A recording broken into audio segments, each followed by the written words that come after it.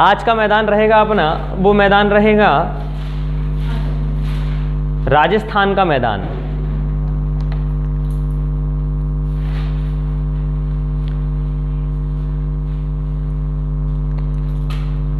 मारो राजस्थान।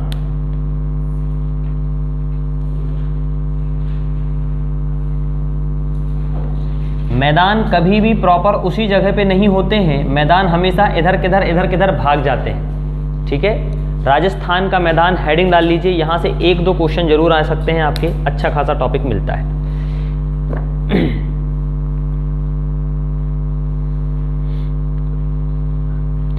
इसी राजस्थान के मैदान को, जिसको हम आज राजस्थान का मैदान कहते हैं, इसी राजस्थान के मैदान को मारवाड़ का मैदान भी कहते हैं।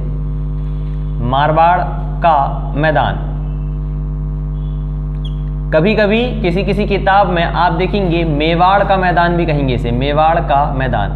पद्मावती मूवी देखे होंगे आपने, और उसमें आपने देखे होंगे मेवाड़ के राजा, सुने होंगे मेवाड़ के राजा, मेवाड़ के सम्राट जो भी हैं, वो इन्हीं मैदानों में उनके किले मिलेंगे आपको। और चूंकि मैदान है तो एक बात याद रखेंगे, आप देखेंगे मैदान बनते हैं कभी भी क्या, नदी घाटी के द्वारा लाए गए अवसादों के कारण। और नदी घाटी आती है कहाँ पे, आपकी पहाड़ों में। तो हमेशा राजा महाराजा भी वहीं पे अपने महल बनाते थे, जहाँ पे पहाड़ में महल बना देंगे और मैदान नीचे दिखेगा, तो कोई भी सेना आएगी तो वो आसानी से देख सकते हैं। हर चीज़ का ज्योग्राफिकल रीजन है।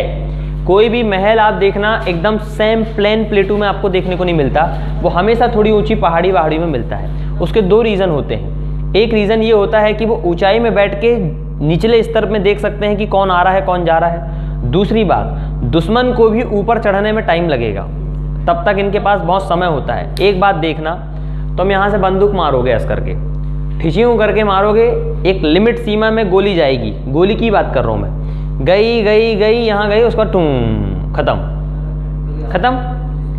और तुम वहाँ से एक पत्थर लड़िया फेंक के मारोगे, डुनुक, तुम धीरे से फेंक के मारोगे तो आएगा तो नीचे ही तक ना वो। ऐसा तो नहीं है कि ऐसा फेंक नहीं, अब नहीं जा पाऊंगा, ऊपर चला, ऐसा तो नहीं होता ना, आएगा वो नीचे ही। दूसरी बात, कोई आदमी यहाँ से चढ़ रहा है, एक छोटा सा बच्चा आया, उन्होंने कहा मम्मी कोई चढ़ रहा है, उन्होंने कहा उतारो जूता, दंड करके फेंक के मार दो, ओके सर में पड़ी, वो गिर गो, फिर नहीं चढ़ पान को। समझ रहे हैं आप? ऊंचाई पे चढ़ने के लिए वेपन्स का उपयोग भी नहीं किया जाता था, कुछ नहीं करते थे, पत्थर गिरा देते थे बस। पत्थर गिरा खत्म, पत्थर गिरा है खत्म। आप जानते हैं कारगिल की लड़ाई जो हुई थी, LOC वाली जो लड़ाई हुई थी, उसमें भी उन लोगों ने पीछे से चढ़ के गए थे। और इसलिए चढ़ के गए थे क्योंकि पीछे की पहाड़ी का शेप जो था ऐसा था, देखो जैसा ये दिख रहा है ना आपको, ये ऐसी कुछ पहाड़ियाँ थी। बहुत, हर चीज़ का बहुत ज्योग्राफिकल रीजन, ऐसा कुछ पहाड़ी थी। अब यहाँ पे कोई व्यक्ति बैठा है, दुश्मन मान चलो यहाँ बैठा है, तो वह ऐसो लटक तो नहीं मारा उनको पत्थर, ऐस करके यहाँ लटको उनने, यहाँ से मान चलो ये कोई चढ़ रहा है, ऐसा करके ये चढ़ते आ गया, ये चढ़ते आ गया। अब यहाँ से ऐसा लटकेगा एक आदमी, उनका टुमुक करके मारेगा, ऐसा मार सकता है क्या? खुद ही गिर जाएगा, खुद ही पत्थर बन जाएगा। इसलिए इन लोगों ने यहाँ से ना चढ़ के, कहाँ से चढ़े, पिछवाड़े से चढ़े, मतलब पीछे वाले क्षेत्र से चढ़े, और बैकवर्ड क्षेत्र चढ़ते यहाँ आए। और यहाँ एक आदमी आया, किसी को पता ही नहीं चला कि हम ऊपर टंगे, हमारे नीचे कोई आदमी टंगा है।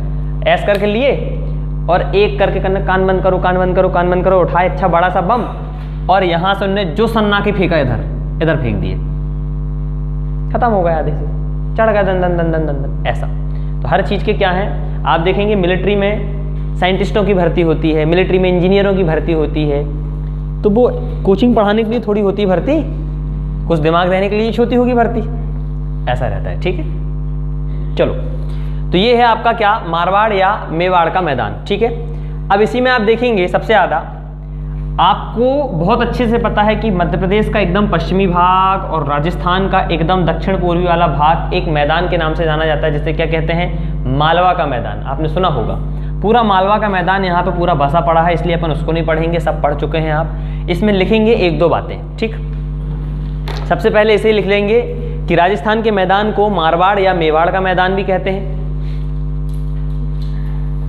लिख लिए हैं। अब एक दिन अपन ने पढ़े थे कि इसी राजस्थान में एक पर्वत श्रेणी मिलेगी आपको, सबसे फेमस पर्वत श्रेणी। कौन सी पर्वत श्रेणी है वो? आरावली पर्वत श्रेणी। और इसी आरावली पर्वत श्रेणी की दो प्रमुख नदियां बताया था मैंने, जिसमें एक नदी का नाम था लूनी नदी, बताया था। वही लूनी नदी कहाँ से निकलती है? इसी आरावली पर्वत श्रेणी से निकलती है और यहीं ऐसे ऐसे बहते बहते जाएगी और यहाँ जाके कहाँ हो जाती? लुप्त हो जाएगी, वो खत्म हो जाएगी, दिखेगी नहीं। अब मैं आपको फिर बता रहा हूँ, देखो लुप्त हुई है, लुप्त हुई है मतलब क्या हुई है? वो भावर प्रदेश में घुस गई है वो, समझ रहे हो? कोई भी जगह आज ऐसा पानी आया गायब क्यों हो जाएगा? सब बकवास है ना? उसके अंदर चली गई वो जमीन के अंदर से बहने लगी। तभी तुमको यहाँ पे देखना दलदली क्षेत्र देखने को मिलेंगे। दूसरी बात, कई जगह देखो उन्होंने कहा कुंड से नदी निकल रही है, कुंड से नदी निकल रही है। उन्होंने कहा यहाँ तीर मारी थी माता रानी ने तो पानी निकल गया। ए भाई, पानी नहीं निकला, ऐसा नहीं निकला, उसका साइंटिफिक रीजन है। वो पहले भावर प्रदेश से घुसी, भावर प्रदेश के साथ तराई प्रदेश से निकल रही है वो। अब वो निकल रही है तो लोगों को अचंभा लगा, उनका नदी निकल रही, नदी निकल रही। हर चीज लॉजिकल है, समझ रहे हैं आप? तो ये नदी आई आपकी, लूनी नदी आई, और ये लूनी नदी यहाँ पे आके आपको देखने को मिलेगी। ये लूनी नदी, लूनी नदी। अब चूंकि लूनी नदी है वो भी आरावली पर्वत से आ रही है, और आरावली पर्वत क्या है? आपका अवशिष्ट पर्वत है, जर्जर कंडीशन का पर्वत है, घाट का क्षेत्र है। और एक बात और देखेंगे आप, मैक्सिमम भारत का घाट आपको उत्तर में मिलता है और पूर्व में मिलता है, परंतु जो नदियां इधर आ रही हैं तो इसका तात्पर्य ये है कि ये नदियां भ्रंश के कारण इधर भी ढाल मिल ही रहा होगा इनको। तो आप देखेंगे पूरब की दिशा में ढाल आपको क्या मिलेगा? बहुत कम मिलेगा, बहुत कम, बजाय पश्चिम की। पश्चिम में एकदम ऐसा स्लोप मिलेगा, बहुत ज्यादा स्लोप, अति से ज्यादा स्लोप। तभी तो यहाँ की नदियां ज्वार नदमुख बनाती हैं। और इधर का स्लोप जो मिलेगा एकदम ऐसा ना होकर थोड़ा ऐसा मिलेगा।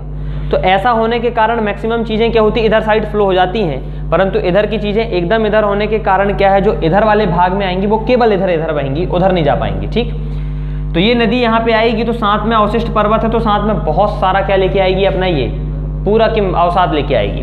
और जब ये अवसाद लेके आएगी तो आप देखेंगे इसी राजस्थान मैदान का ये हो गया भाग दक्षिण वाला, और दक्षिण के साथ साथ हो गया ये पश्चिम वाला। इधर वाले मैदान में आप देखेंगे ये एक मैदान बनाएगी, इस मैदान का कहा जाता है लूनी नदी का मैदान। ठीक है, लिख लेंगे इसको। इस मैदान में या राजस्थान मैदान की प्रमुख नदी लूनी नदी है।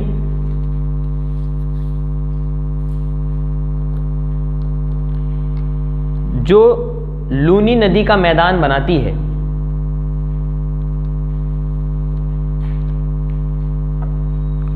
लूनी नदी का मैदान बनाती है।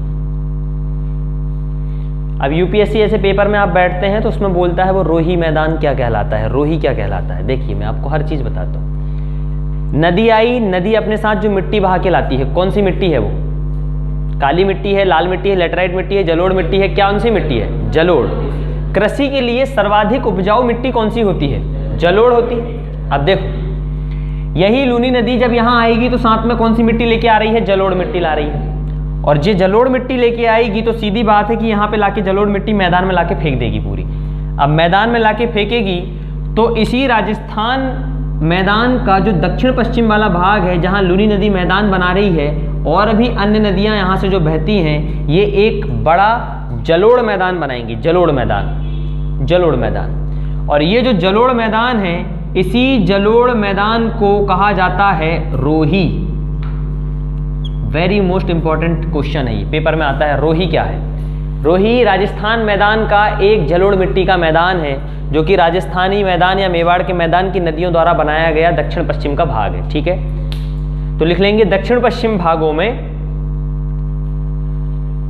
नदियों द्वारा बनाए गए जलोढ़ के मैदान पाए जाते हैं, जिन्हें रोही कहते हैं। क्या कहते हैं? रोही।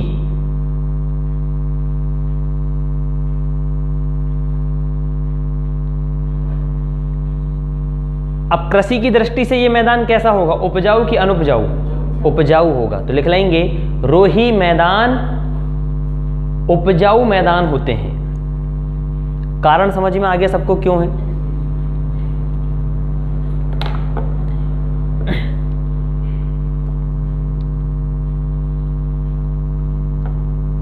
ठीक है, इन्हीं मैदानों में, इसी राजस्थान या मेवाड़ के मैदान में आपको कुछ झीलें मिलेंगी जिनमें आपको थोड़ा सा नमकीन पानी मिलेगा। नमकीन पानी, वाय नमकीन पानी, समझ लीजिए। यहाँ किनारे किनारे वाले भाग में आप देखेंगे तो यहाँ पे आपको मिलेगा क्या, मरुस्थल। मरुस्थल वैसे देखा जाए तो मारवाड़ का मैदान, मेवाड़ या राजस्थान के मैदान में मैक्सिमम भाग क्या है इसका, मरुस्थल है। आपने देखा होगा राजस्थान में मरुस्थल भी है। अब ये मरुस्थल में आपको एक विशेषता मैंने बताया था कि मरुस्थली वाले भागों में जो रेत होती है वो पानी को सोखती है, और जो सोखेगी तो जब बहुत तेज धूप पड़ेगी तो जो पानी है वो क्या हो जाएगा, वाष्पीकरण हो जाएगा। अब वाष्पीकरण में आप जानते हैं चूंकि पानी में लवण होता है, लवण, और लवण में होता है खारापन, वो तो हमें समझ में नहीं आता है। आप देखेंगे जब पानी को आप बहुत दिन तक रखते हैं तो नीचे नीचे सफ़ेद परत जमती है पानी में। दरअसल क्या है, वो लवणता है उस पानी की, भारी हो जाती है, वो भारी होने के कारण दब जाती है। क्योंकि पानी में इतने महीन कणों में वो घुली होती है तो हमको दिखती नहीं है, पर आप जैसे ही उसमें फिटकरी डालेंगे तो फिटकरी आप देखना उसको भारी कर देती है, और भारी करने के कारण पूरी इम्प्योरिटी को पानी के नीचे जमा देती है। कुछ लोग कहते हैं जब बारिश में आप पानी लाते हैं तो बारिश के पानी में आप देखना ब्लीचिंग पाउडर मिला के आता है पानी में, बहुत सफ़ेद सफ़ेद आता है पानी। दरअसल देखा जाए तो उसका काम ये नहीं है, तुरंत का पानी नहीं पीना चाहिए वो वाला, उसको थोड़ा रुक के पीना चाहिए। बारिश में कहते हैं कि पानी को बासा पानी पीना चाहिए, क्यों, उसका कारण है, साइंटिफिक रीज़न है। होता कुछ नहीं है, जो पानी आएगा बारिश में वो कंदला पानी आता है, उसमें जो प्लांट होते हैं वो मिलाते हैं ब्लीचिंग पाउडर। ब्लीचिंग पाउडर में एक बहुत अच्छा, ब्लीचिंग पाउडर में केमिकल रिएक्शन है, वो आपको एक बात की चीज़ है, लंबी कहानी है, फिटकरी जैसा ही काम रहेगा उसका। वो मिलेगा, मिलने के साथ क्या करेगा, जो पानी की इम्प्योरिटी है, जो हल्की है, घुली हुई है, उसको बनाएगा वो क्या, वजनदार, भारी। जब भारी हो जाएगा तो चीज़ें भारी होने के कारण कहाँ जाएगी, पानी की तल में जाएगी। तो बारिश के पानी में या ठंड वंड के पानी में भी देखना, जब आप पानी खाली करते हैं तो बर्तन की तल में आप देखना गंदगी जमी रहती है, मिट्टी विट्टी जैसी हल्की हल्की जमी रहती है। तो वो इसलिए बोलते हैं कि एक दिन रुक जाओ ताकि वो पूरा भारी होकर नीचे बैठ जाएगा, फिर आप साफ पानी पिए, ऐसा रहता है। तो अपन क्या पढ़ रहे थे, अपन खारा पानी की झील। तो जो रेगिस्तान वाले भाग है उसमें क्या होता है, पानी वाष्पीकरण के माध्यम से भाप बन के उड़ जाता है, और जब पानी उड़ता है तो पानी की भाप में भी क्या रहती है, लवणता रहती है। भाप बन के तो पानी उड़ गया, परंतु ऊपर वाले भाग में आपको क्या देखने को मिलेगा, नमक देखने को मिलेगा, सफ़ेद सफ़ेद परत देखने को मिलेगी। चूंकि पानी है यहाँ पे, नदियाँ बह रही हैं, तो जहाँ जहाँ वो नमक मिलेंगे और वहाँ पानी जाएगा तो वो पानी कैसा हो जाएगा, नमकीन की मीठा, नमकीन पानी हो जाएगा। इसीलिए इस वाले मैदान में एक झील मिलेगी, एक क्या 3-4 झील है, परंतु एक बड़ी फेमस झील है जिस झील का नाम है सांभर झील। सांभर झील, ये सांभर झील पूरे देश की सबसे बड़ी खारे पानी की झील है, खारे पानी की झील है। इस झील का नाम है सांभर, सांभर झील। आपने एक हिरण का नाम भी सुना होगा, सांभर हिरण। वो एक ऐसा हिरण है जो खारा पानी पी के जी लेता है, बहुत खतरनाक हिरण है वो, ठीक है। इसी झील के पास में तुमको ये हिरण भी बहुत देखने को मिलेंगे, ठीक है, सांभर झील, ठीक। और भी झील यहाँ पे लिख लेंगे, 1-2 झील के नाम। एक तो हो गई सांभर, एक झील मिलेगी आपको डिडवाना, डिडवाना। एक झील मिलेगी आपको डेगना, डेगना। इसी का डेनगा नाम भी रहता है कहीं कहीं, डेनगा। मैं हर किताब में जो चीजें आपको देती हूँ मैं सब बता दे रहा हूँ, ठीक है। एक झील मिलेगी आपको, ये सब खारे पानी की झील मिलेंगी आपको, ठीक है। सांभर है, डिडवाना है, डेगना है, एक कुचामन, छोटी छोटी हैं, अब लोकेशन ऐसे अलग अलग जगह पे बनी है वो। एक यहाँ, ये कुचामन यहाँ मिलती, छोटी सी झील, कुचामन मिलेगी आपको एक, ठीक है, कुचामन, ठीक है। तो ये आपकी क्या है, आपके खारे पानी की झील है। हेडिंग करके मतलब स्टार मार्क करके लिख लेना कि देश की सबसे बड़ी खारे पानी की झील कौन सी है, आपकी सांभर झील है। और क्या, बस हो गया इतना ही है। तो ये है आपका राजस्थान का मैदान, जिसे अपन मेवाड़ का मैदान भी कहते हैं। अब देखेंगे यहाँ पे आपको एक नदी और मिलेगी, इसी आरावली पर्वत से बनास नदी, चंबल नदी, ये सब अपना अपना मैदान बनाती हैं, ठीक है ना। तो वो आप पहले भी पढ़ चुके हैं, उसको बार बार यहाँ मत पढ़िए, ठीक।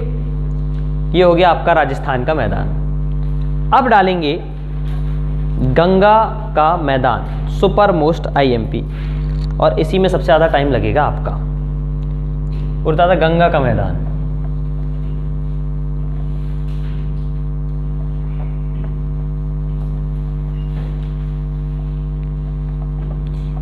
आजकल पेन मिट क्यों नहीं रहे हैं यार, ये कैसे हो रहे हैं ये पेन आजकल।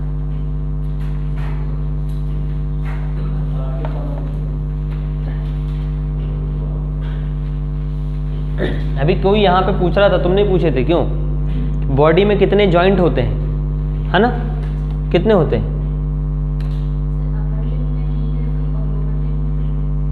बस 3 ही 6 जॉइंट होते हैं। How many joints in our body? Body में जोड़ कितने हैं, जॉइंट, जॉइंट्स।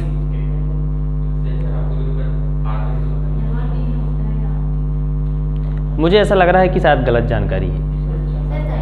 सही है, पक्का है? टोटल हड्डियों की मात्रा कितनी है? 226, 206 सॉरी, है ना, 206। नहीं, कौन सी हड्डी?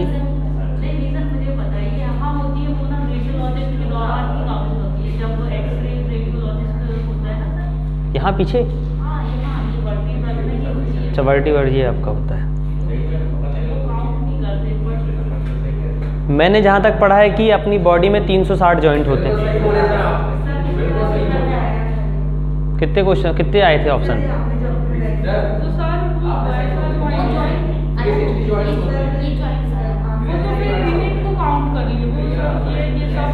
अरे यार, तो तुम सवाल बोल रहे हो कि कितने जॉइंट है शरीर में, और फिर बोल रहे इनको मत करो, इनको मत करो। अच्छा, वो मेन जॉइंट होंगे आपके एक्चुअल में, ऐसा होगा। अच्छा, ये मतलब बड़े बड़े जॉइंट, मेन जॉइंट से बोलेंगे, main joints. Yes yes, okay okay okay. हाँ हाँ, बाकी देखो आप सवाल जैसे अगर, क्योंकि आप चर्चा कर रहे थे ना, तो मैंने सुना तो नहीं था, पर मेरे को पता था उनका जॉइंट तो ऐसा है, पर मैंने पूछा, मैंने कहा कितने होंगे, हो सकता है।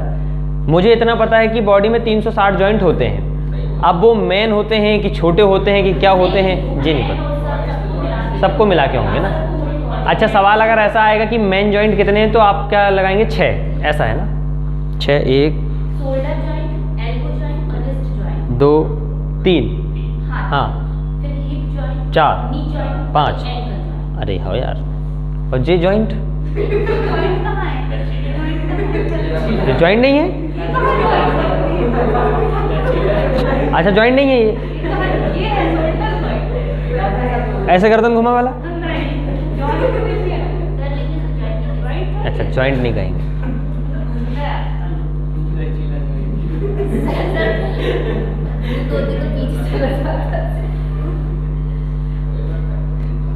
तो ये कमर ऐसे ऐसे क्यों हिल रही जब जॉइंट है? तो इतनी हिले, ऐसा थोड़ी होता है। ये हिला के बताना जरा, ये वाला जॉइंट गोल गोल घुमा के बताओ, जे वाले जॉइंट या ये वाला जॉइंट, या जे वाले जॉइंट को ऐसा गोल गोल घुमा के बताओ।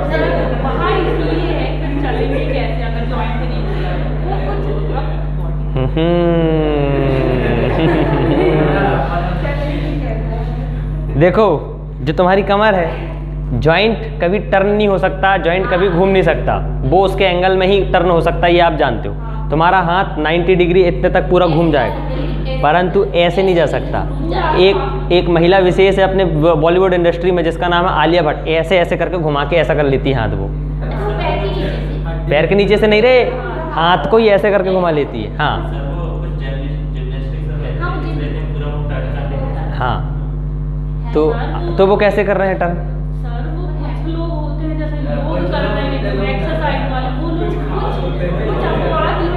अपवाद नहीं, वो बता सही रही है, बस ये है, देखो 2 चीज़ें हैं, मैं आपको इसका एक रीज़न बता रहा हूँ। सर्कस जो आते हैं, उसमें जो लड़कियाँ आती हैं या लड़के आते हैं, उनको देखना वो सांप जैसे रहते हैं बेटा, वो रियलिटी है। यहाँ पे हमने देखा, उनसे मिला भी है हम लोगों ने। जब आप NIT IIT में पढ़ते हैं, जब आप IAS भी बनेंगे, तो आपको भारत दर्शन कराते हैं। आपने सुना होगा भारत दर्शन। तो भारत दर्शन इसलिए नहीं कराते कि तुमको घुमा रहे हैं पूरा भारत, तुमको जाएंगे और हर व्यक्ति से मिलवाएंगे। उसमें तुम्हारा काम रहेगा कि उनसे पूछो उनकी संस्कृति क्या है, क्या है। जैसे ये मैदान जाओगे तुम, यहाँ जाके सब लोगों से बात करोगे, तो तुमको कल्चर सीखना होता है हर किसी का, क्योंकि तुम्हारा अलग अलग मिलता है आपको कैडर। अब आप जाते हैं, तो वो सर्कस वाले से जब हम लोग गए, NIT वाले जब हम लोग गए, तो हम सर्कस वालों से मिले, एक टीम गई। उसमें जो 3-4 लड़की थी, अच्छा मेरा टारगेट रहता था कि जो सबसे ज़्यादा खूबसूरत होगा उसके पास जाऊँगा मैं गया, मिला। पहले एक रात हमने सर्कस देखी, तो सर्कस देखने नहीं गए थे हम, तो ये देखने गए थे किससे बात करना है अपन को, ठीक है। तो कुछ जोकर रहते हैं, कुछ लड़के भी रहते हैं, वो लड़के देखना वो ऐसे झूलते झूलते ऐसा पूरा सांप जैसा हो रहे हैं, कुछ की कुछ हो रहे हैं। हमको लगा ये आँख का धोखा, मगर नहीं ऐसा नहीं होगा। पर हम जब गए तो उसने रियलिटी में वो लड़की ने अपने हाथ पैर मोड़ के बताई। हमने पूछा भैया क्या ऐसा क्यों करते हैं आप, ये कैसे कर लेते हैं। फिर थोड़ा सा सर्च वर्च करके पहले ही गए थे, सारी चीज़ें पढ़ के गए थे। है कुछ नहीं, आपकी बॉडी में अगर आयोडीन की मात्रा कम कर दी जाए, ठीक है ना, तो आपकी बॉडी कड़ी नहीं होती, क्या होती है वो मुलायम होने लगती है। आप देखेंगे जब हाथ फ्रैक्चर होता है तो फ्रैक्चर होने के कारण आप देखना थोड़ी सी सूजन आती है और सर्कल टाइप बनने लगता है, हाथ सूजन आती है। वो तुरंत जो ब्रेक होती है आपकी हड्डी, उस समय क्या होता है वो आयोडीन का संपर्क तोड़ देती है, तुरंत की कंडीशन में संपर्क तोड़ती है। इस कारण से वो थोड़ी सी क्या होती है लहर जाती है, पर बाद में कड़ी हो जाती है क्योंकि आयोडीन तो पर्याप्त मात्रा में है आपका। तो जिन बॉडियों में आयोडीन की मात्रा कम होती है उन बॉडियों में जो हड्डियां होंगी वो थोड़ी सी कैसी होंगी, फ्लेक्सिबल। समटाइम्स सम पीपल उनकी फिंगर को ऐसे घुमा लेते हैं, पूरी यहाँ टिका लेते हैं कुछ लोग। कैसे कर रहे हैं फिर वो लोग, एक्चुअल में क्या है, वो लोग नमक बहुत कम खाते हैं। बीपी लो का प्रॉब्लम। अब ये नमक खाती नहीं खाती, पर मेरे को ये रीज़न पता है। दूसरा कारण जो मैं आपको बोल रहा था कि जॉइंट है, तो वाई ये ऐसा हो रहा है, तो सही हो रहा है ना, क्या दिक्कत है। जॉइंट ऐसा हो सकता है, क्या दिक्कत है ना, अगेंस्ट नहीं जाएगा। किसी की दम है तो इनका घूम के बताओ बेटा ऐसा करके, पूरा घूम ही नहीं सकते। पर मेरा सवाल ये था कि ये ऐसा क्यों घूम रहा है।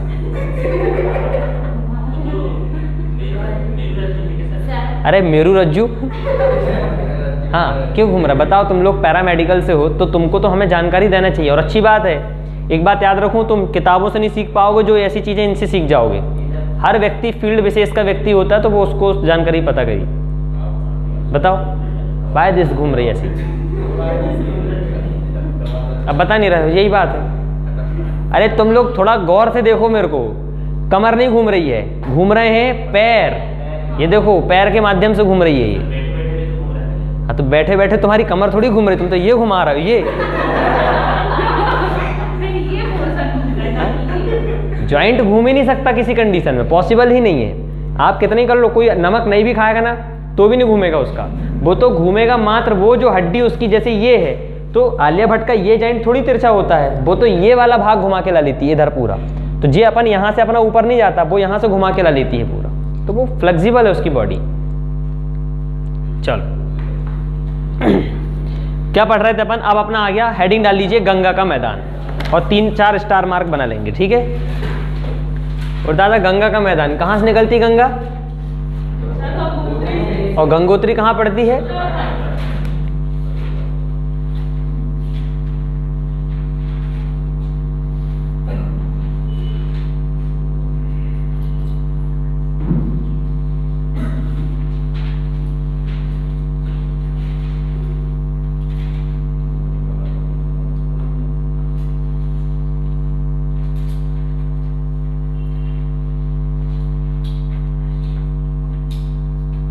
ये वाला जो मैदान आप देख रहे हैं ये है एक्चुअल में गंगा का मैदान, ठीक है।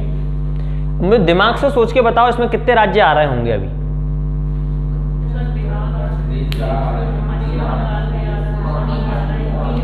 एक तो मिलेगा तुमको यहाँ पे उत्तराखंड उत्तर प्रदेश का, क्योंकि उत्तराखंड से निकल रही है तो वहां से तो बनाएगी। उत्तराखंड, उत्तर प्रदेश, बिहार, यहाँ मिल जाएगा आपको पश्चिम बंगाल। झारखंड देखोगे तो थोड़ा आ जाएगा नीचे, थोड़ा छोड़ देना झारखंड को, ठीक है। और झारखंड में जो बनेगा मैदान वो तो छोटा नागपुर का पठार बनता है, आप जानते ही हो, कोई बात ही नहीं है। तो 3 मैदान आपको 3 जिलों में, 3 राज्यों में मैक्सिमम देखने को मिलेगा गंगा का मैदान। चूंकि उत्तराखंड से निकलती है इसलिए शामिल कर रहे हैं, अदरवाइज मैदान देखा जाए तो उत्तराखंड में मैदान बनेगा भी कैसे, हिमालय बना हुआ है वहाँ पे तो, और हिमालय के नीचे मैदान बन ही नहीं सकता, वो तो समतल क्षेत्र में बनेगा। चूंकि हम मैदान पढ़ रहे हैं इसलिए हम क्या करेंगे, इसको 3 भागों में बांटेंगे, 1, उनका 2, उनका 3, ठीक। एक मिल जाएगा आपको ऊपरी गंगा का मैदान, ऊपरी गंगा का मैदान। फिर मिलेगा ये आपको मध्य गंगा का मैदान, और ये मिलेगा आपको निचला गंगा का मैदान। डायग्राम बनाते हुए चलेंगे, थोड़ा बहुत मैप में ऊंच नीच हो सकती है, कोई दिक्कत वाली बात नहीं है, बस आपका समझ के लिए विकसित होना चाहिए दिमाग।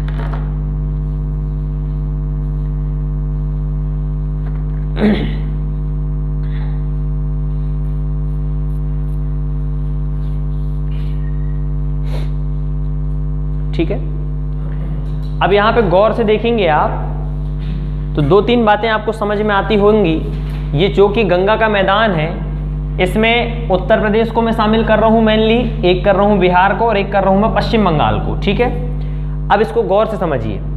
जब इस मैदान को मैं देखता हूं तो मैंने देखा था कि मध्य प्रदेश से कुछ नदियां यहां गंगा में आके मिलती हैं और यमुना में आके मिलती हैं, देखा होगा आपने। मध्य प्रदेश की कौन सी नदी है जो यमुना में आके मिलेगी, आपको बताएंगे। अच्छा, एक चीज, जब आप शाम को मध्य प्रदेश पढ़ाऊंगा तो एक बात और बताऊंगा मैं आपको। ये जो मध्य प्रदेश का नक्शा है आपका, इसमें एक पेपर में क्वेश्चन आएगा आपका क्रम पूछने को। ये मध्य प्रदेश का है, यहां से जाती है आपकी यमुना नदी, यहां से नहीं ऊपर से जाएगी, ये यमुना नदी जा रही है। अब इस यमुना नदी में हमारे मध्य प्रदेश की बहुत सारी नदियां आके मिलती हैं। इसका क्रम पूछता है कि यमुना नदी में मध्य प्रदेश की नदियों का मिलने का पश्चिम से पूरब की ओर का क्रम बताइए।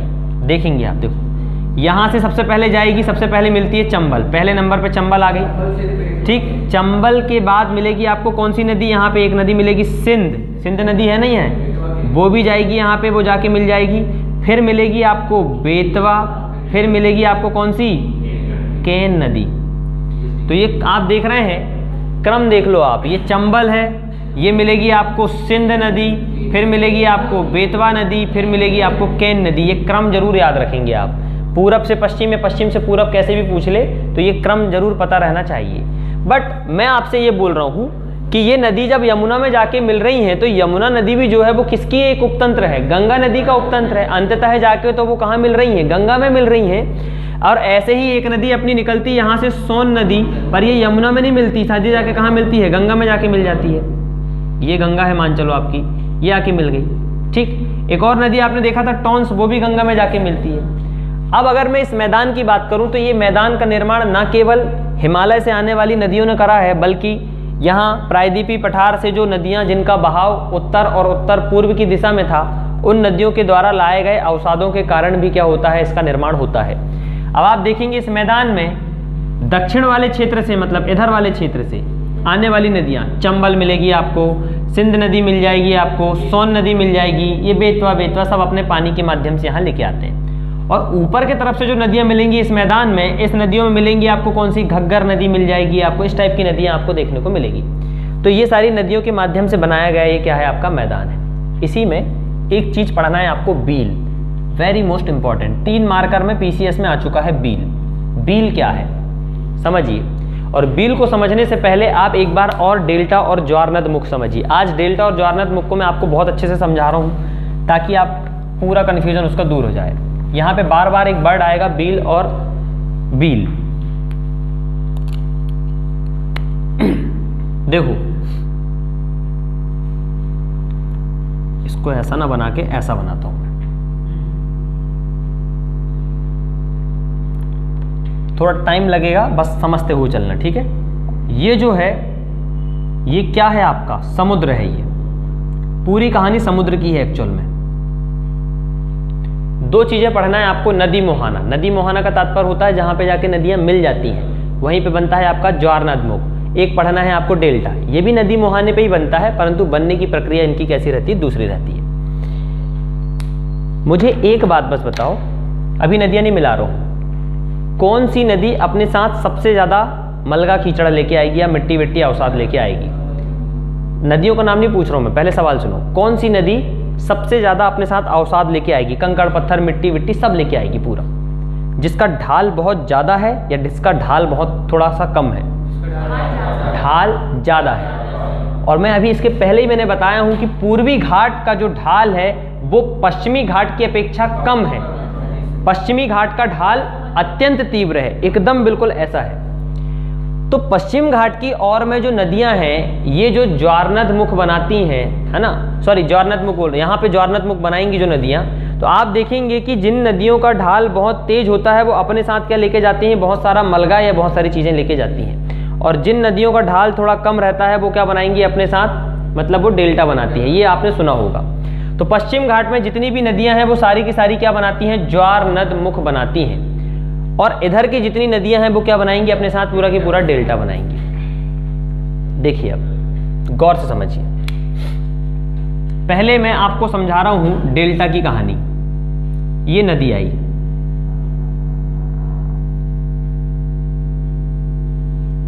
ये नदी थी, केवल इसको यही मिलना था, बस यही मिलना था। हुआ कुछ नहीं, क्योंकि ढाल बहुत तेज था तो इसने क्या लेके आई, बहुत सारी मिट्टियां लेके आ गई, और जैसे ही समुद्र में मिल रही थी तो वहां पे ढाल इसका हो जाता है कम, क्योंकि नदी है तो वहां पे ढाल हो जाएगा कम।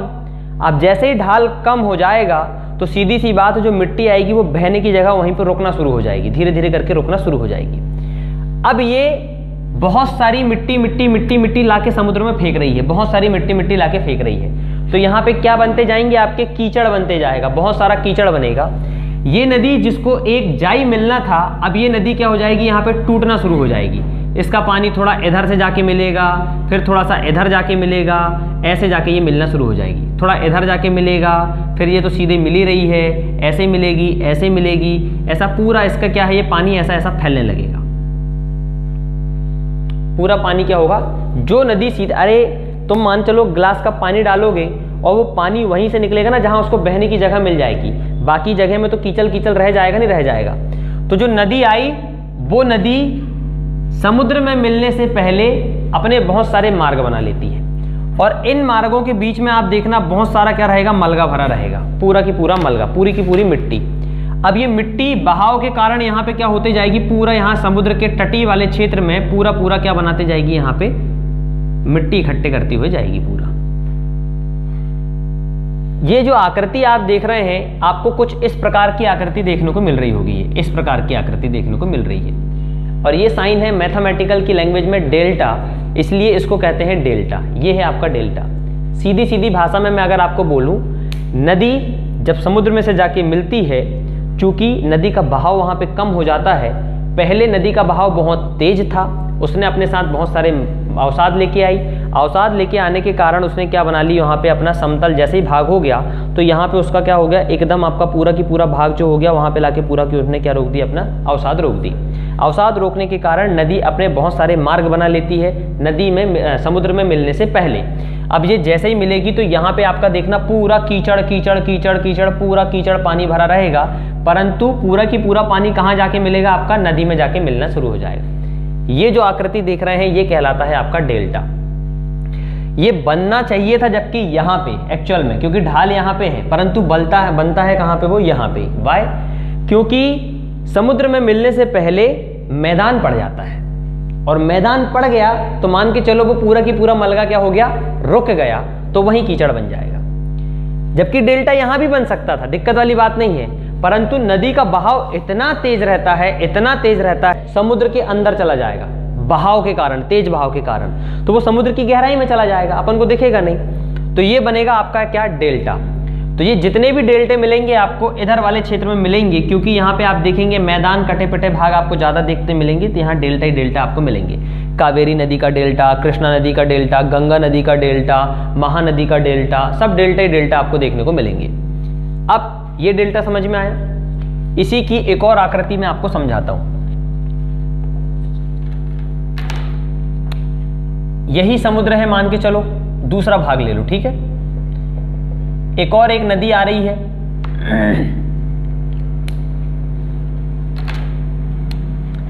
ये नदी आई,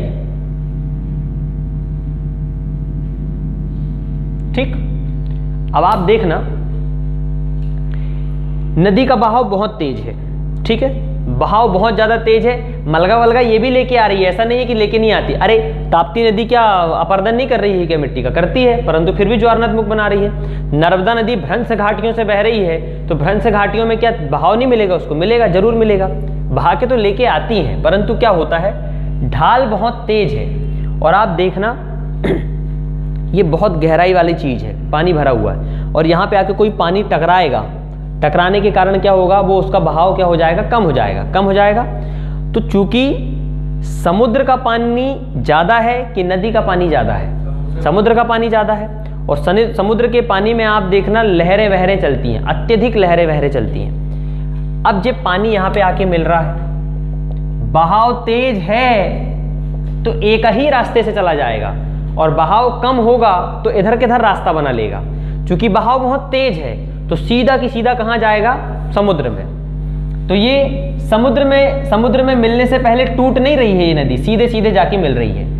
परंतु इस सिचुएशन में क्या होगा, जैसे ही समुद्र यहाँ पे टकराएगी, नदी यहाँ टकराएगी समुद्र में, क्योंकि समुद्र के पानी में बहाव और लहर ज़्यादा होती है, तो ये जो समुद्र का पानी है ये कहाँ घुसना शुरू कर देता है, नदी के मुहाने में घुसना शुरू कर देगा। यही पानी कहाँ भरने लगेगा, इधर भरने लगेगा, ऐसे लंबे लंबे भाग में यहाँ तक आ जाएगा। तो यहाँ मलगा नहीं बनता, यहाँ मलगा नहीं बनेगा, यहाँ पे बनेगा आपका ये जो पानी, समुद्र का पानी नदी के मुहाने में घुसने लगा है, ये कहलाता है आपका ज्वार नद मुख, एस्चुरी। ये है आपका ज्वार नद मुख और ये है आपका डेल्टा।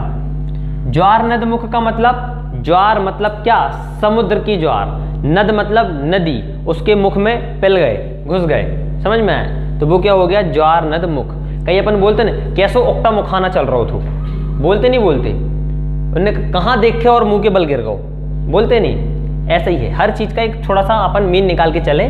तो डेल्टा समुद्र में मिलने से पहले पूरे भागों में नदी टूटती है और वहां पे कीचड़ की एक बहुत बड़ी क्या बना देगी, एक आकृति बना देगी, थोड़ा बाहर और थोड़ा कुछ समुद्र के अंदर में भी। अब ऐसा नहीं है कि तुमने समुद्र में जैसे ही पैर रखे वो दनाक करके 1 किलोमीटर अंदर घुस गए, थोड़ा तो उथला रहता ना किनारे किनारे में, तो किनारे किनारे वाले भाग में भी क्या बनने लगता है, डेल्टा।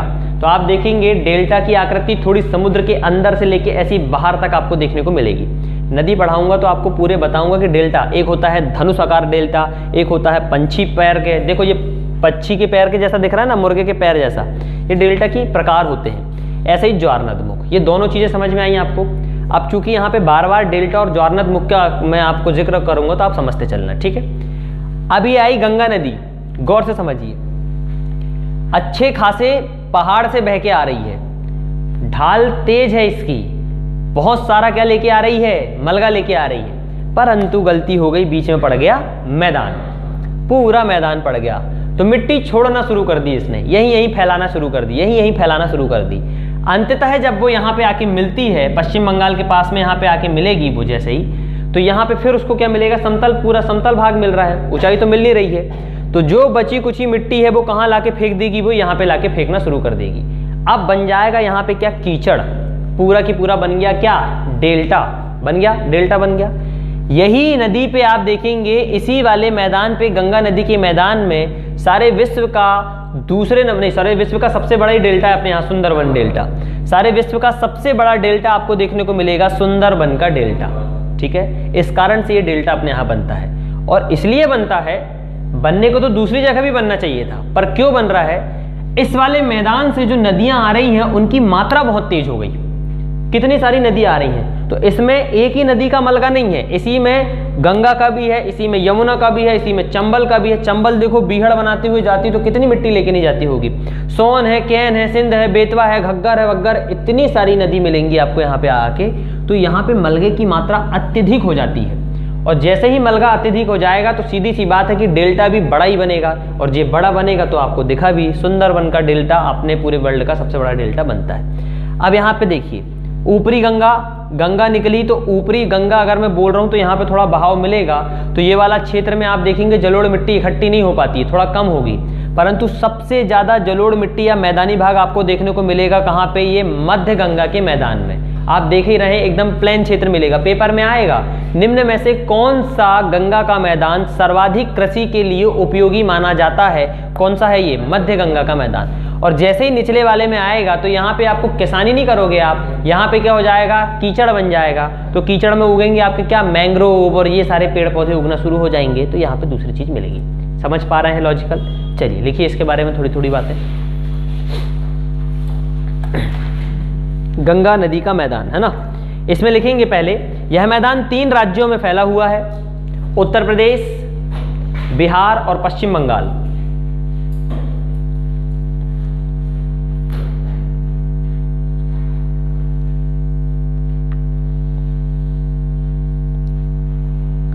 उत्तर प्रदेश, बिहार और पश्चिम बंगाल।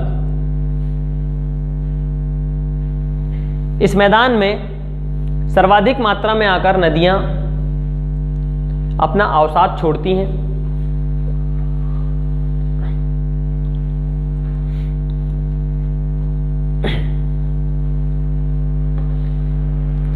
इस मैदान में सर्वाधिक मात्रा में नदियां अपना अवसाद लाकर छोड़ती हैं, जिसमें दाएं किनारे की प्रमुख नदियां हैं।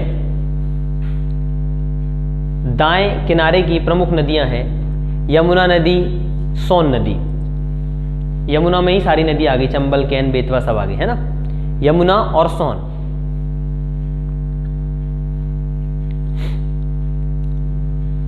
दाएं किनारे से आएंगी ये। दाएं मतलब ऐसा, अगर ये भाग है तो मेरा ये दायां हुआ, नहीं हुआ निचला, ये दाएं। और बाएं किनारे से एक नदी का नाम सुना होगा आपने, कोसी नदी। बिहार का शोक कहते हैं जिसे, अत्यधिक मात्रा में लेके आती है वो बाढ़। कोसी नदी, ठीक है, घाघरा नदी, गंडक नदी, ये सब इसकी बाएं किनारे की नदियां हैं। बाएं किनारे की नदियां हैं। दाएं से मिलती हैं यमुना, सोन, और भी नदियां हैं परंतु मुख्य। और बाएं किनारे से मिल रही है कौन कौन सी? आपकी कोसी नदी हो गई, गंडक नदी हो गई, और एक हो गई आपकी कौन सी? घाघरा। अब एक वर्ड आप बार बार देखेंगे, मेरी बात समझने की कोशिश करना, पूरा लॉजिकल है, पूरा गंगा नदी का मैदान।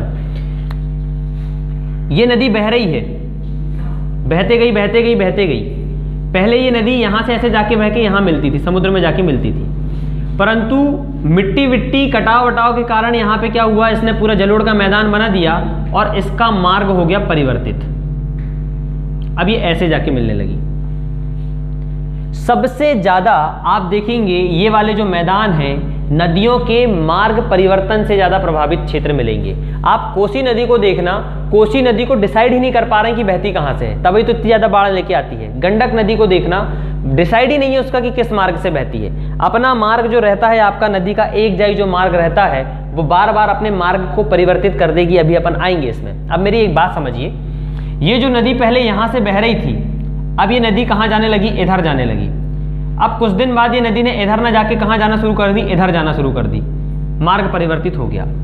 परंतु ये मार्ग ऐसा थोड़ी है, यहाँ पे पानी भरा रहता है, भरा ही रहेगा पानी, गंदा हो जाएगा, कीड़े मकोड़े पलने लगेंगे, मगरमच्छ पलने लगेंगे, यहाँ पे ये पूरा की पूरा पानी भरा रहेगा। अब तुम ये मत कहना कि सर पानी जाएगा नहीं तो पानी क्यों भरा रहेगा। अरे थोड़ी बहुत तो बहते ही रहता है ना, सफाई थोड़ी बंद कर देगी। मैक्सिमम मात्रा में पानी कहाँ जाने लगेगा? दूसरे मार्ग में। अब इस वाले क्षेत्र में जहां पे नदियां पहले बहती थी पर अब नहीं बह रही हैं, परंतु वहां पे अभी भी क्या भरा हुआ है? आपका पानी भरा हुआ है। क्या भरा हुआ है? इन वाले क्षेत्रों में पानी भरा हुआ है। तो इस वाले क्षेत्र को, जहां पे नदियों का पहले प्रवाह था, अब वर्तमान में उनका प्रवाह वहां पे नहीं है, ऐसे क्षेत्र को कहा जाता है बील, नदी बील। यही था पेपर पीएससी के 2018 के मेंस में। बील क्या होता है? ज्योग्राफी की लैंग्वेज में आपको बताना था नदी बील क्या होता है। क्या समझ पा रहे हो क्या है नदी बील? जिस मार्ग से पहले नदी जाती थी परंतु अब वर्तमान की स्थिति में वहां से जा नहीं रही है, पर उस मार्ग में आज भी क्या मिलेगा आपको? पानी भरा हुआ मिलेगा। और पानी बहता हुआ नहीं मिलेगा, भरा हुआ पानी मिलेगा, ठहरा हुआ पानी मिलेगा। इस पानी वाले क्षेत्र को कहा जाता है क्या? नदी बील। एक छोटा सा डायग्राम बना के फटाक से लिख लेंगे।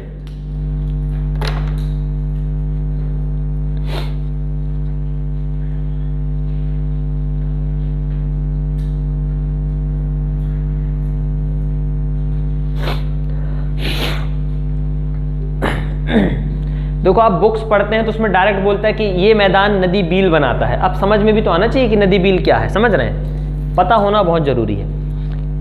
और मैं बता रहा हूँ ज्योग्राफी इतना बढ़िया सब्जेक्ट है, अगर आप इसको बहुत अच्छे से पढ़ते हैं समय निकाल के, तो आप ऑप्शनल ले सकते हो इसको आराम से। स्कोरिंग है।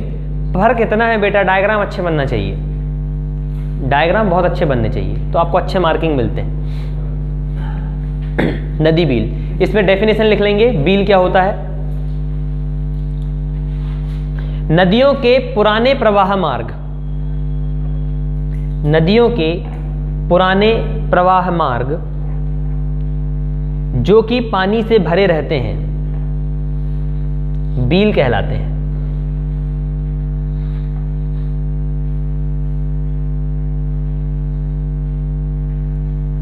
बील कहलाते हैं।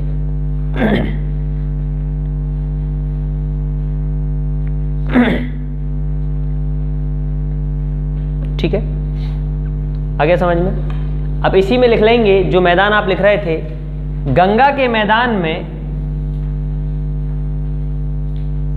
सर्वाधिक मात्रा में नदी बील पाए जाते हैं।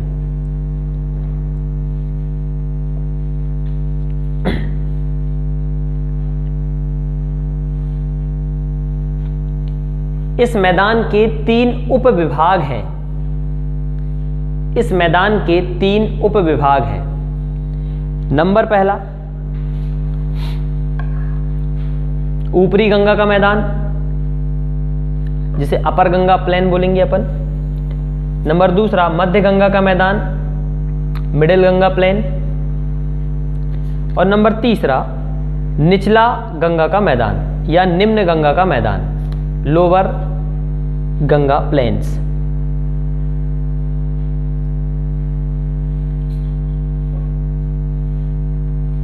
ठीक। कल आपने एक बहुत अच्छी चीज पढ़े थे जिसको मैंने पढ़ाया था भूड़ करके, पढ़े थे आपने? क्या होता है भूड़?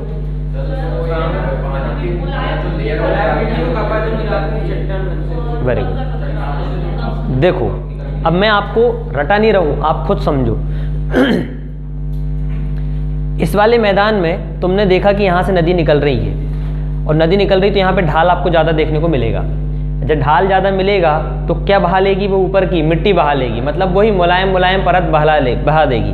तो यहाँ पे क्या पाए जाएंगे? भूड़ पाए जाएंगे। इस ऊपरी वाले गंगा के मैदान में आप देखेंगे इन क्षेत्रों में सर्वाधिक मात्रा में आपको क्या मिलेगा? भूड़ देखने को मिलेंगे। बस यही छोटे छोटे पॉइंट तो पेपर निकलवाएंगे आपके। ठीक है, लिख लीजिए ऊपरी गंगा के मैदान में सबसे पहला पॉइंट। और जो भूड़ होते हैं आपको बताया था, इनमें बलुआ पत्थर के या रेत के क्या मिलेंगे? टीले मिलते हैं, है ना। तो लिखेंगे ऊपरी गंगा के मैदान में लहरदार रेत के टीले पाए जाते हैं जिन्हें भूड़ कहते हैं।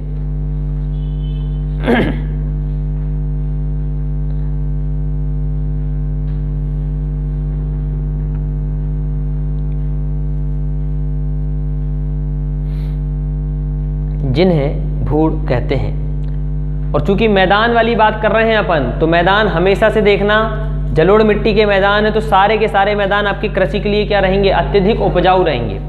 तो ये मैदान भी कृषि के लिए क्या रहेगा? आपका उपजाऊ मैदान रहेगा। ये मैदान कृषि की दृष्टि से अत्यधिक उपजाऊ मैदान कहलाते हैं।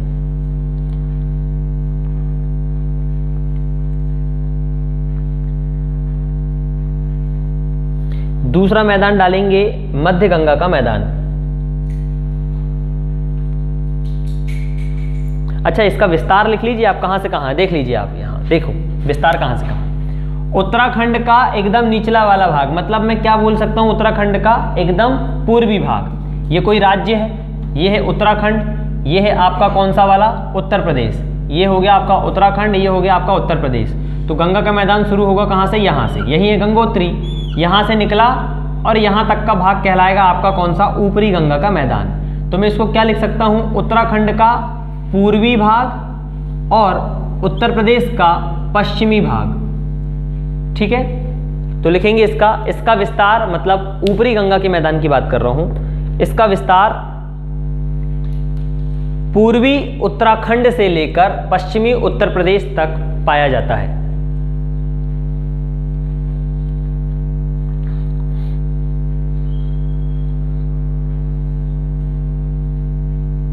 अब मैं यहां तुमको खादर मांगर नहीं समझा रहा हूं, वो तो इतने जगह मिलेंगे आपको, बार बार वही पढ़ना अच्छा नहीं है। अब आ जाएंगे आप मध्य गंगा के मैदान में।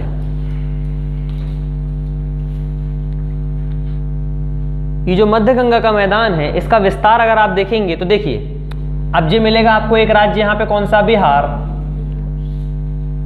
अब इसका कहां से? पश्चिमी भाग से लेके, यूपी का पश्चिमी भाग और बिहार का पश्चिमी भाग, उत्तर प्रदेश के पश्चिमी भाग से लेके बिहार के पश्चिमी भाग तक का जो मैदान कहलाएगा वो कहलाएगा आपका मध्य गंगा का मैदान। क्या हो गया? अरे तो यूपी का भी पश्चिम भाग से शुरू होगा ना। ठीक, पूरब क्रॉस करके चला गया उधर से लेके आपका मतलब आधा यूपी से ज़्यादा मिलेगा। पश्चिमी उत्तर प्रदेश से पश्चिमी बिहार तक इसका आपको क्या मिलेगा। अब सबसे बड़ी बात, द मोस्ट इंपॉर्टेंट फैक्टर,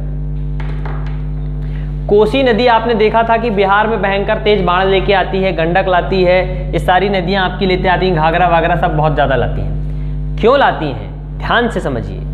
ये वाले भाग में नदी बह के आ रही थी अच्छे खासे, तो एक ही मार्ग से बह के आएगी, परंतु जैसे ही यहाँ पे एकदम समतल मैदान पड़ जाएगा, पूरा समतल मैदान पड़ जाएगा, तो आप देखना जैसे ही आप पानी बहाओगे तो पानी तो बह के एकदम सगे में चला जाएगा, नीचे चला जाएगा, पर जैसे ही ज़मीन में पहुँचेगा तो समतल जगह के कारण से कुछ पानी इधर बहेगा, कुछ पानी इधर बहेगा, कुछ पानी इधर बहेगा। बहता है नहीं बहता? तो ऐसे ही यहाँ से नदी तो आई, परंतु यहाँ एकदम समतल प्लेन पड़ने के कारण यहाँ पे नदी अपने मार्ग से क्या हो जाती हैं, विचलित हो जाती हैं। क्वेश्चन आएगा, निम्न में से किस गंगा के मैदान में नदी अपने मार्ग से विचलित हो जाती है? कौन सा मार्ग मिलेगा? वो मध्य गंगा का मैदान। सबसे ज़्यादा नदियों के मार्ग से विचलित होने के कारण प्रभावित मैदान है मध्य गंगा का मैदान। जिसमें राज्य पूछ लेगा तो उत्तर प्रदेश भी शामिल होगा और बिहार भी शामिल होगा। ठीक है, लिखिए, यह मैदान मतलब मध्य गंगा का मैदान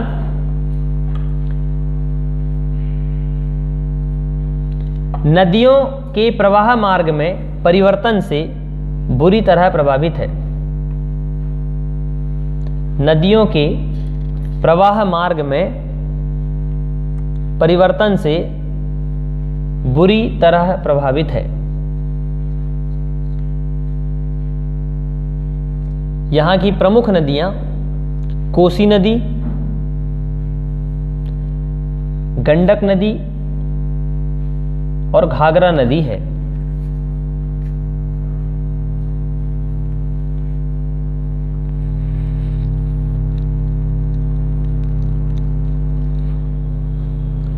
ठीक है, और नदियों का मार्ग परिवर्तन होने का कारण क्या है? ढाल एकदम कम है, कम क्या है ही नहीं, मान चलो समतल मैदान है, इसलिए विचलित होती है। अब एक बात बताइए मुझे, जहाँ ढाल कम है तो वहाँ पे मिट्टी लाके भी फेंकेगी नदी, कोई बात ही नहीं है, और जो मिट्टी ला के फेंक रही है वो कौन सी मिट्टी है? जलोढ़ मिट्टी। तो इस वाले क्षेत्र में जलोढ़ मिट्टी का सर्वाधिक मैदान आपको देखने को मिलेगा। तो जो कृषि की दृष्टि से सबसे ज्यादा उपयोगी हो गया, अभी ये सबसे ज्यादा लिख लेंगे, यह है, या इस वाले क्षेत्र में खादर मैदान पाए जाते हैं या खादर क्षेत्र पाए जाते हैं, जो कि कृषि के लिए अत्यंत उपयोगी मैदान है, या यह मैदान अत्यंत उपजाऊ मैदान है।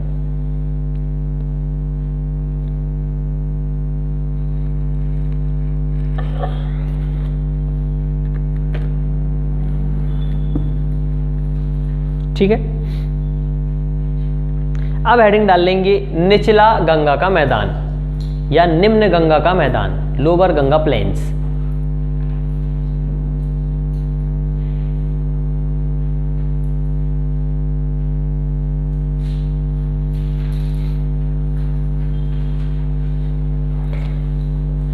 अब ऑलरेडी मैं आपको पहले ही समझा चुका हूं कि जितनी नदियां आएंगी यहां पे आके क्या बनाना शुरू कर देंगी? डेल्टा बनाना शुरू करेंगी। अब उनका काम हो गया डेल्टा का। अब आप देखिए, गंगा नदी आएगी तो गंगा नदी का मुहाना आपको यहाँ मिलता है, तो यहाँ से लेके पूरा, यहाँ से लेके ऐसा पूरा डेल्टा मिलेगा आपको, ये पूरा डेल्टा है। यहीं पे आप देखना एक और नदी मिलेगी आपको, कौन सी नदी मिलेगी यहाँ पे? महानदी, है ना, उड़ीसा वाले क्षेत्र के इधर एकदम किनारे पे, यहाँ पे आपको डेल्टा मिलेगा, महानदी। और नीचे जाएंगे तो कृष्णा, फिर मिलेगी कावेरी, ऐसे बहुत सारी नदी मिलेंगी। अपना वो कॉन्सेप्ट नहीं है, अपना ये कॉन्सेप्ट है, समझिए। अब यहाँ पे समझो, एक और लॉजिकल बात बताता हूं। समुद्र में उठती हैं लहरें, और जब लहर आती है तो समुद्र का पानी छलांग मार के कहाँ जाता है? स्थल वाले भाग में जाता है। और जब जाएगा तो सीधी बात है, ऑलरेडी यहाँ पे क्या रहता है? कीचल रहता है। देखो नदियाँ जो है 24 घंटे पानी नहीं लेके आती, ये बात भी तय है, कभी कभी सूखी भी आती हैं, कभी कभी कम पानी लाती हैं। तो आप देखेंगे पानी धीरे धीरे करके कम होने लगता है तो कीचड़ खत्म होने लगता है, सूखने लगता है, परंतु रेगुलर पानी बना रहेगा, पानी बना रहेगा तो बरसात के दिन में देखना कैसा, अरे रे मचाई मच लग रहा है रे, कैसा लग रहा है, परंतु जैसे ही पानी एक दिन कम हो जाएगा थोड़ा सूखा सूखा मिलेगा। दनादन कपड़े डाल दिए सूखने के लिए, उन्हें कहा सूखे सूखे लगने लगे, नहीं तो कपड़े भी गीले गीले लगते हैं। अब यहाँ पे आप देखेंगे कुछ समय में जैसे नदियाँ सूखी रहते चलती हैं, थोड़ा कम माहौल बन जाता है, तो यहाँ मैदान सूखा होना चाहिए था, परंतु होता नहीं है। क्यों? क्योंकि यहाँ पे तो बाप बैठा है सबका, समुद्र का। यहाँ समुद्र है कि नहीं है? समुद्र में आती हैं लहरें, और आप जानते हो अपने यहाँ मानसून जो प्रवेश करते हैं इधर से और इधर से करते हैं कि नहीं करते हैं, और जब मानसून प्रवेश करते हैं तो इनमें लहरें भी आती हैं, समुद्र में पानी आएगा, लहर आएगी, और लहर आने के कारण समुद्र के पूरे ज्वार उठने के कारण इन क्षेत्रों में पानी क्या होता है, छलांग मार मार के आएगा, और जैसे ही छलांग मार मार के आएगा तो ये क्षेत्र 24 की 24 घंटे साल की साल पूरा क्या रहेगा, गीला रहेगा, और जो गीला रहेगा तो वहाँ पे कीचड़ बनेगा, और कीचड़ धीरे धीरे धीरे धीरे किस में परिवर्तित होने लगता है, दलदल में परिवर्तित होने लगता है। तो सर्वाधिक दलदली युक्त भूमि पाई जाती है कहाँ पे, निचला गंगा के मैदान में। समझ पा रहे हैं? लिखेंगे पहला पॉइंट, इस मैदान में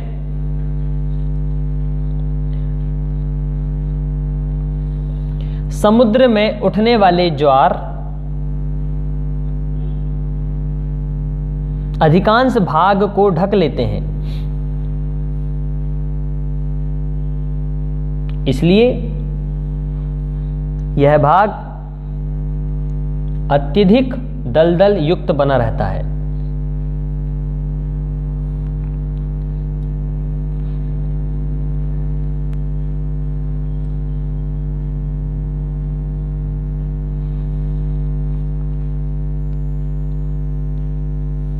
चलो लॉजिकल बताइए, अब आप लोग बताएं।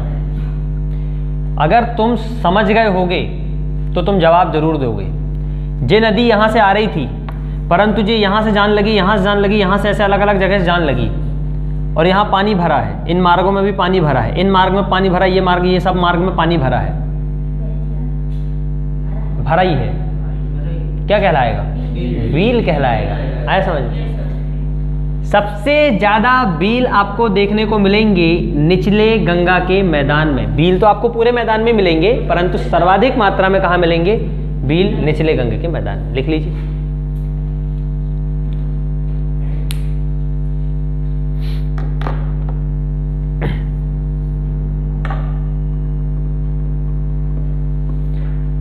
इसी मैदान में आप देखेंगे इसका जो निचला हिस्सा है, मैं आपको पहले भी बता चुका हूं कि इसका जो एकदम निचला हिस्सा होगा, ये निचले हिस्से में पश्चिम बंगाल में आपको एक बहुत बड़ा डेल्टा देखने को मिलेगा, सुंदरवन डेल्टा। लिख लेंगे। इसी निचले मैदान में निचले भाग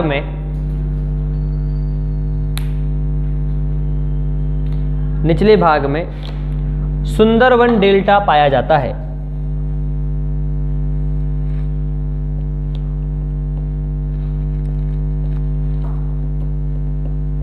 इसी सुंदरवन डेल्टा में बंगाल टाइगर भी मिलते हैं, बहुत सारे पानी में चल लेते हैं, वो पूरा दलदल में खेल लेते हैं, मगरमच्छ का शिकार कर लेते हैं, खतरनाक वाले। ठीक है, इसलिए बंगाल टाइगर कहते हैं उनको, खतरनाक वाले। ठीक, तो यहाँ पे आपको मिलेगा सुंदरवन का डेल्टा। अब देखो पेपर कैसा भी आया यार, मेरे को इतना पता है कि पेपर बनना चाहिए।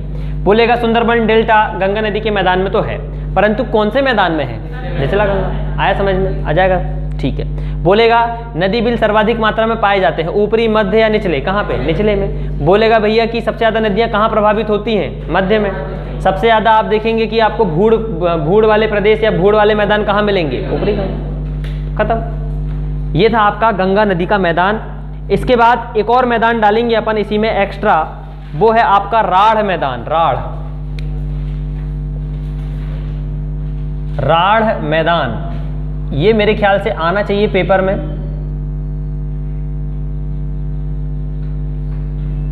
राढ़ मैदान,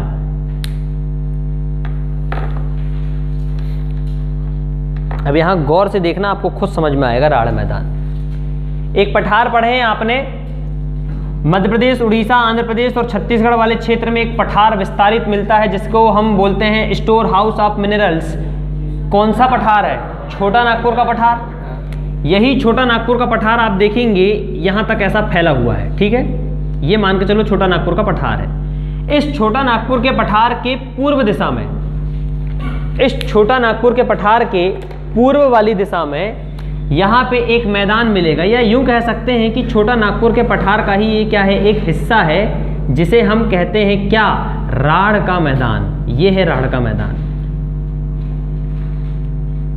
ठीक है, मिलेगा तो पश्चिम बंगाल में ही, ये पश्चिम बंगाल का ही है ये आपका। और ऐसे एकदम आप फैला लेंगे ऐसे तो आपको यहाँ पे मिलेगा क्या, ये राढ़ का मैदान। ठीक है, बना लीजिए डायग्राम। छोटा नागपुर पठार के पूर्व दिशा में पश्चिम बंगाल में एक मैदान मिलेगा जिसे कहते हैं अपन क्या, राढ़ का मैदान।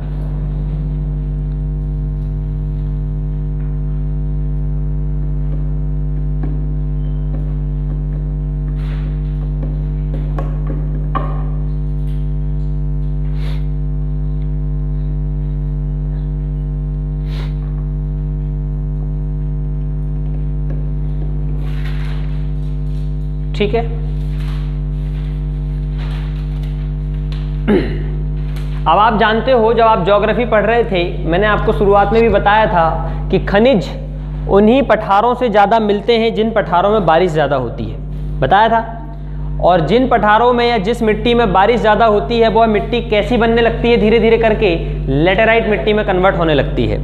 आप देखेंगे छोटा नागपुर के पठार में खनिज ज़्यादा मिलता है, इस वाले क्षेत्र में पानी भरा रहता है, 24 घंटे पानी पानी पानी पानी पानी पानी। तो यहाँ पाई जाने वाली मिट्टी कौन सी होगी, लेटेराइट मिट्टी होगी। तो राढ़ के मैदान में सर्वाधिक मात्रा में पाई जाने वाली मिट्टी कौन सी है, लेटेराइट मिट्टी। लिख लीजिए।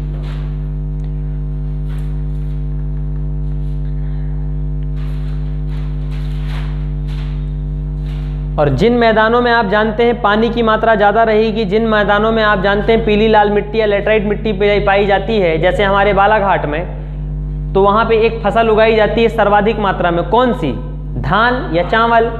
पश्चिम बंगाल जाओगे तो रोटी नहीं मिलती, मच्छी भात मिलता है। उन्हें ये भालू शू, मच्छी भात खालू शू, खाने बोलते नहीं बोलते।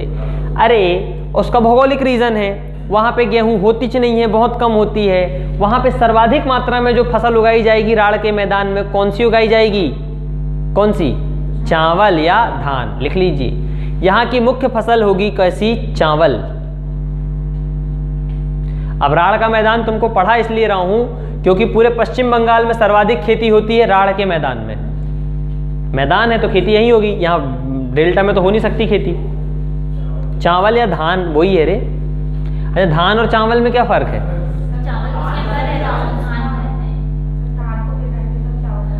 धान को पिसाएंगे तो चावल बनेगा, भाड़ में धान पसों में देना पड़ता है, काय में, मिल में।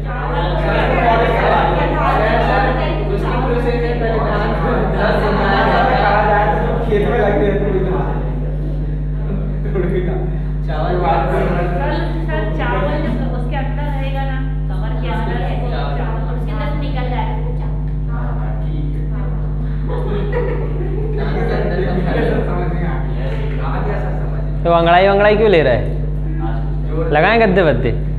चलो आगे बढ़ेंगे, अगला मैदान डालिए। हो तो गए, हाँ एक मैदान और रह गया आपका, ब्रह्मपुत्र का मैदान। ब्रह्मपुत्र का मैदान बड़ा ही मजेदार मैदान।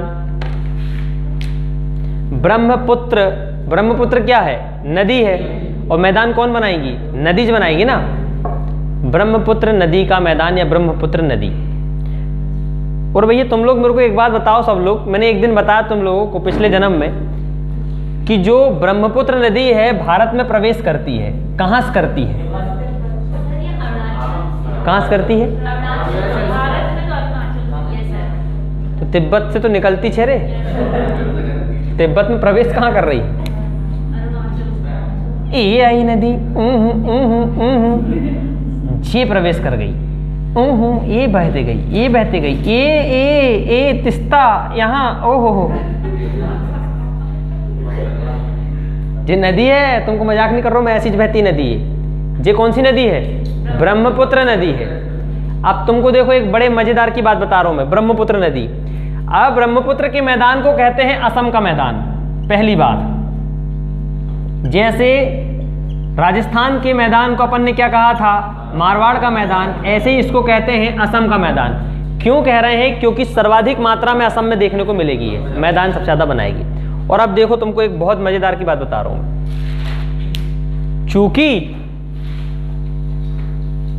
चूंकि यहाँ पे आप देखेंगे पूर्वांचल की पहाड़ी मिलती हैं, और ये पूर्वांचल की पहाड़ी भी आप जानते हैं अवशिष्ट पर्वत तो है नहीं है, परंतु इनमें भी मिट्टी विट्टी तो मिलेगी, तो क्या लेके आएगी, बहा बहा के लाएगी मिट्टी। परंतु ढाल यहाँ पे अपेक्षाकृत कैसा है, कम है, बहुत कम ढाल है। अब देखो ये नदी आई, इसने अपने साथ बहुत सारे मलगा लेके आई, और जब मलगा लेके आई बहुत सारे, तो कहीं कहीं अपने मलगा को यहाँ पे छोड़ते गई, ऐसे छोड़ दी एक मलगा, ऐसे छोड़ दी एक मलगा ऐसे छोड़ दी, एक बड़ा सा मलगा छोड़ दी, इतना सारा मलगा छोड़ दी। अब आप देखेंगे जीव नदी का पानी अभी भी ऐसे ऐसे करके बह रहा है, इसके यहाँ से भी बह रहा है, इसके यहाँ से भी बह रहा है, यहाँ से भी बह रहा है, कुछ नदी ऐसा बह रहा है, ये सब बहते बहते जा रही है नदी पूरी। अब आप देखेंगे यहाँ पे देखेंगे आप, ये नदी ने मिट्टी मिट्टी ला ला के यहाँ पे मलगा इकट्ठा कर दी है, और इसी मलगे के चारों तरफ क्या भरा हुआ है, पानी भरा हुआ है, इसके भी चारों तरफ पानी भरा हुआ है, इसके भी चारों तरफ पानी पानी पानी भरा हुआ है। मेरे को बताइए ऐसी भौगोलिक आकृति जिसके चारों ओर पानी भरा होता है, उस आकृति को क्या कहते हैं, द्वीप कहते हैं। क्या कहते हैं, द्वीप। अब आप देखेंगे ये ब्रह्मपुत्र नदी ने यहाँ पे इतने सारे डेल्टा को, डेल्टा कह रहा हूँ, यहाँ पे बना के रखा है, ये क्या कहलाएंगे, द्वीप कहलाएंगे। परंतु नदी बना रही है तो कौन से द्वीप कहलाएंगे, नदी द्वीप कहलाएंगे। सारे विश्व का दूसरे नंबर का सबसे बड़ा द्वीप मांजुली द्वीप असम द्वीप में पाया जाता है। बोलो सतकराना भगवान की जय।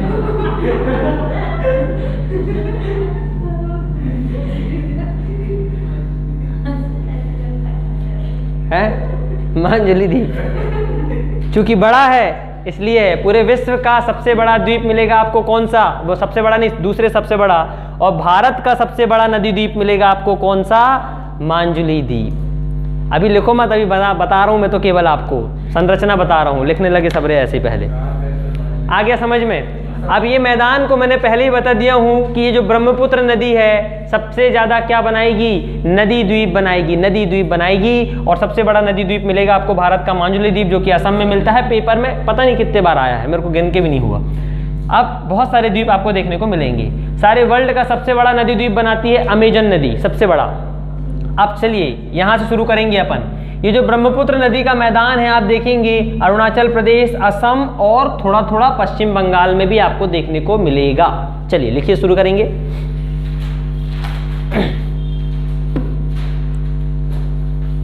लिखिए इसमें, इसको असम घाटी या असम का मैदान भी कहते हैं, लिख लिए हैं सब लोगों ने। इस मैदान की सबसे प्रमुख नदी है ब्रह्मपुत्र नदी। दादा कौन है भैया जी, आइए बैठिए।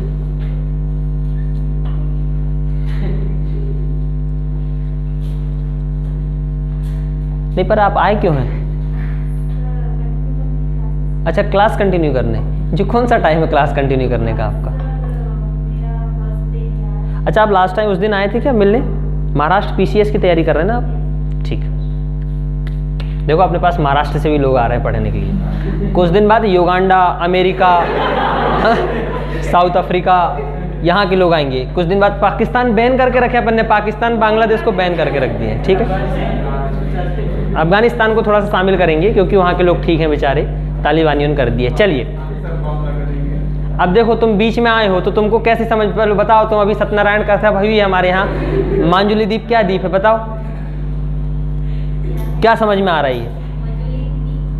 मांजुली रे, मांजुली नहीं है ना, इसलिए कहते हैं क्लास शुरू से लो।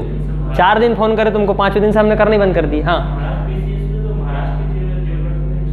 अरे यार तुम कैसे व्यक्ति हो, एमपी के लिए तुम पूरे वर्ल्ड की भी तो पढ़ रहे हो, नहीं पढ़ रहे हो? बस स्पेसिफिक महाराष्ट्र की आएगी तो वो तुम करोगे महाराष्ट्र की खुद की तैयारी।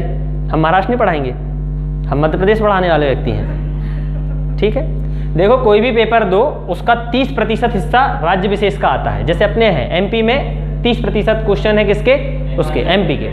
बाकी के 70% क्या है, पूरे ओवरऑल के। अब मेरे को बताओ तुम, कटाव आता है 140 नंबर, मतलब 70 क्वेश्चन, तो 70 ही ला लो ना वही वाले, क्या दिक्कत है? अब थोड़ी बहुत महाराष्ट्र का तो पता ही होगा, और कितनी सारी चीज़ तो तुमको महाराष्ट्र की बता दिए, कन्हान नदी और ये प्लेटू वो प्लेटू ये प्लेटू। परंतु महाराष्ट्र प्रॉपर अपन यहाँ पे डिस्कस नहीं करेंगे, है ना। चलो आगे बढ़िए अपन लोग। तो लिखेंगे इसमें, आपने लिखा था कि ये इस नदी, इस मैदान का सबसे प्रमुख नदी कौन सी है? ब्रह्मपुत्र नदी है। ठीक है, आगे लिखेंगे यही ब्रह्मपुत्र नदी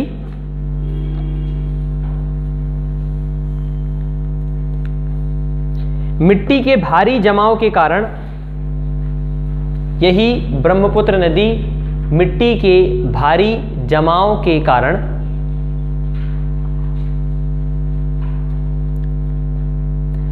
कहीं कहीं द्वीपों का निर्माण करती है, कहीं कहीं द्वीपों का निर्माण करती है।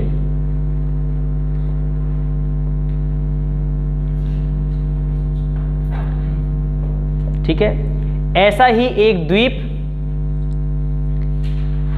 ऐसा ही एक द्वीप मांजुली द्वीप, ब्रैकेट में लिख लेंगे विश्व का दूसरा सबसे बड़ा द्वीप, नदी द्वीप है ये। ठीक है, पेपर में आता है ये वाला, विश्व का सबसे बड़ा नदी द्वीप या भारत का सबसे बड़ा नदी द्वीप कौन सा है? तो भारत का सबसे बड़ा नदी द्वीप मिलेगा आपको मांजुली द्वीप, जो कि असम राज्य में मिलेगा। और पूरे वर्ल्ड का सबसे बड़ा नदी द्वीप मिलेगा आपको कौन, किस नदी पे? अमेजन नदी पे। ठीक है, उसको भी लिख लो कहीं पे भी नोट करके। विश्व का सबसे बड़ा नदी द्वीप अमेजन नदी पर है, उसका नाम है मराजो करके, मराजो द्वीप बोलते हैं उसको। क्या बोलते हैं? मराजो।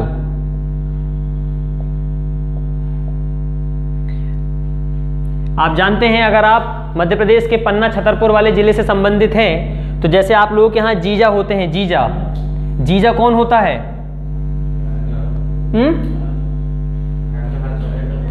दीदी के हस्बैंड। मैं ये मानता हूं कि पूरे भारत में जीजा और जीजा, बस जीजा ही जीजा, एक ऐसा प्राणी है जिसको जरूरत से ज्यादा सम्मान मिलता है। ये है आतंकवादी बहुत बड़ा। जीजा एक ऐसा व्यक्ति है जो बहुत बड़ा आतंकवादी है, परंतु इसको जरूरत से ज्यादा सम्मान मिलता है। आप देखेंगे जब जीजा ससुराल जाता है, उन्होंने कहा जीजा आ रहे हैं, सारी सालियाँ एक, वो उनका ये सर जिया जी आए, पानी लेके आई, कोई कुछ लेके आई, कोई कुछ लेके आई। अब जो जीजा कई होते हैं गर्राने टाइप के, गर्राने समझते हैं आप, बड़े एटीट्यूड वाले। अब जैसे आए तो एक साला है उनका, इधर सिगरेट लेके मिल ली। अब गए, उनका जीजा जी ने मंगाए, बेचारा लेके जाएगा वो। सालियाँ आई, कोई पानी लेके आ रही, कोई खाना परस रही है, कोई खुद बेचारी के घर में कैसे भी खाना खा रहे हैं, परंतु जीजा आए तो अच्छा खाना बना रहे हैं। अब जिया जी के लिए एक साली बड़ी पंखा झल रही है बराबर ऐसे करके, उनका जिया जी गर्मी लग रही है, एक पसीना पूछ रही है, ये कर रही, सब कर रहे हैं। अब कुछ जीजा हैं ऐसे जो क्या बोलते हैं, सुनो, उनने बोले जिया जी ने, क्या बात है, पंखा थोड़ा तेज नहीं झल रही है, गर्मी लग रही है, छोड़ दें दीदी को। ऐसे डरा डरा के रखते हैं वो, छोड़ दें, बोलते हैं ना बार बार। तो एक अवैध ऐसा प्राणी है ये, ऐसा आतंकवादी है ये व्यक्ति जिसको जरूरत से ज्यादा सम्मान मिलता है। चलो खैर, मैं भूल गया हूं कि मैं भी किसी का जीजा हूं।